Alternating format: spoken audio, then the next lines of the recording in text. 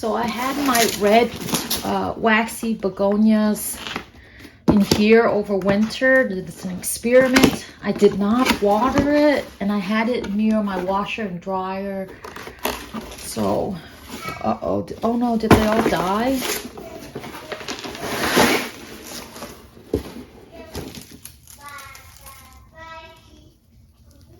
Oh, look at that. It looks, I can't tell if it's dead or alive, but they look very dead. Like very dry. Maybe I should have watered it. Uh-oh, it's so dry. Oh, maybe that's why they put it in plastic bags. So I actually just went deep into it, and it's just 100% dry, so they're 100% dead. So lesson 1, if you're trying to overwinter stuff, make sure you remember to water, especially if you put it in a cardboard box. I think if I do this next year, I am going to put it in a plastic bag with holes in it, like how our strawberry roots and other bulbs come in. And tip 2 is put it in a visible spot so that you can check on it and actually check on it.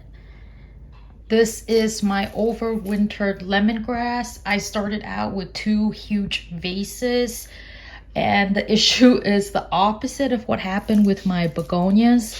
Begonias got dried out. Lemongrass got too much water. I didn't change the water, so the water got moldy and then it ate at the roots. So these are the ones I was able to save and will be planting this year, which will be enough for me, but I'm just disappointed.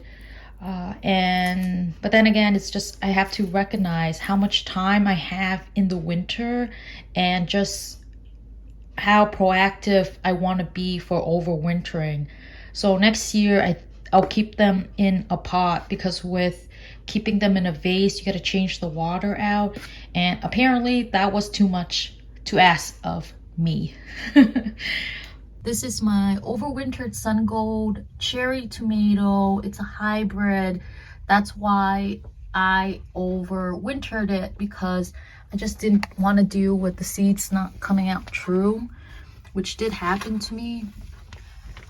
So I started out with 6 cuttings and 3 died because I have 3 plants left.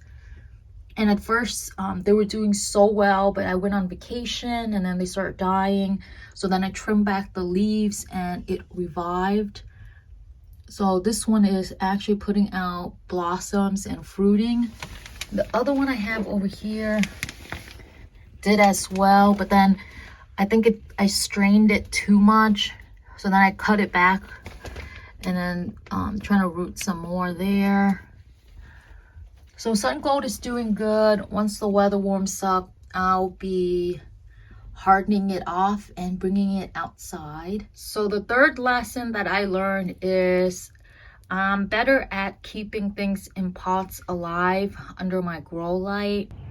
The last lesson I learned that I guess we all know is don't always trust what you read. So globe artichoke is supposed to be hardy zone 7 and up.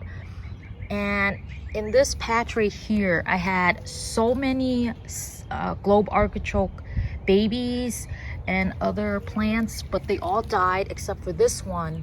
And I kept monitoring it throughout the winter and it looked so dead, but then it did show some green, which then I was like, oh my gosh, I can't risk losing it.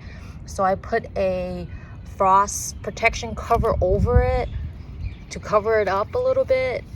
Now that the weather is warming up more, I took it off.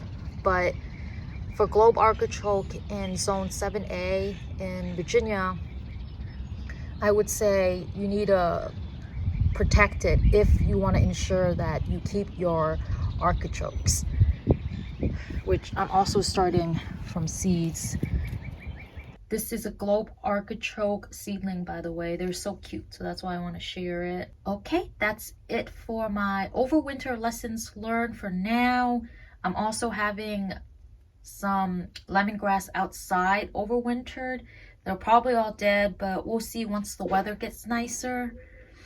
So you found this video helpful, please give us a like, and if you want to follow our garden journey, please subscribe. Thanks for watching. Until next time, bye.